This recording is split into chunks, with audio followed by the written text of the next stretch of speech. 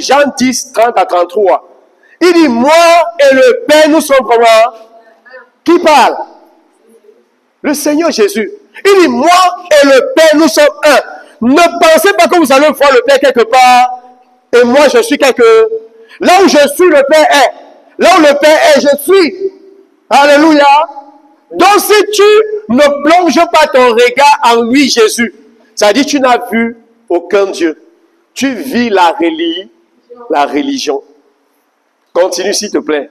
Les Juifs ramassèrent de nouveau des pierres pour le lapider. Est-ce que vous voyez, les Juifs ont pris les pierres de nouveau pour faire comment?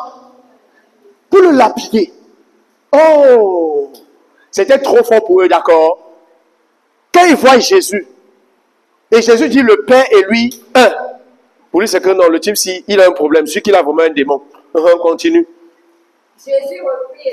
Jésus reprit et leur dit, Je vous ai fait voir beaucoup d'œuvres. Bonnes venant de mon Père. Pour laquelle de ces œuvres me lapidez-vous? Les Juifs lui répondirent. Ce n'est pas pour une œuvre bonne que nous te lapidons, mais pour un blasphème.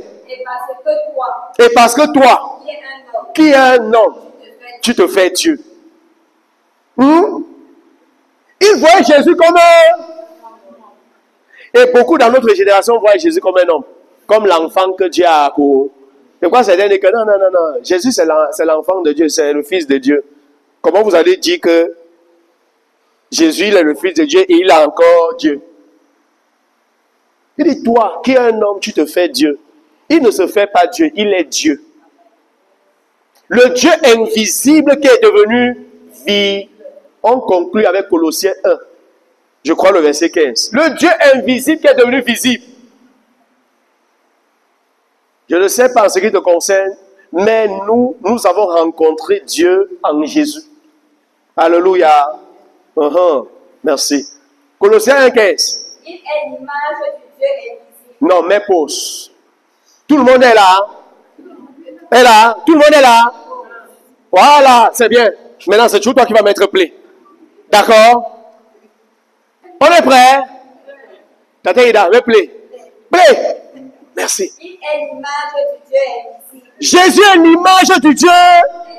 Que quelqu'un dise que Jésus est l'image du Dieu invisible. Jésus est l'image du Dieu invisible. Il est l'image du Dieu invisible. Ça veut dire que le Dieu invisible a décidé de prendre la forme d'un homme et est venu dans ce corps et a marché.